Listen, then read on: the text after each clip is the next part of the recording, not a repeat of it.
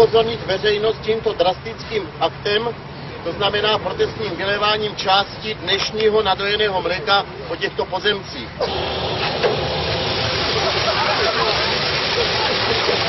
Přinutila k nás tomu ta okolnost, že stav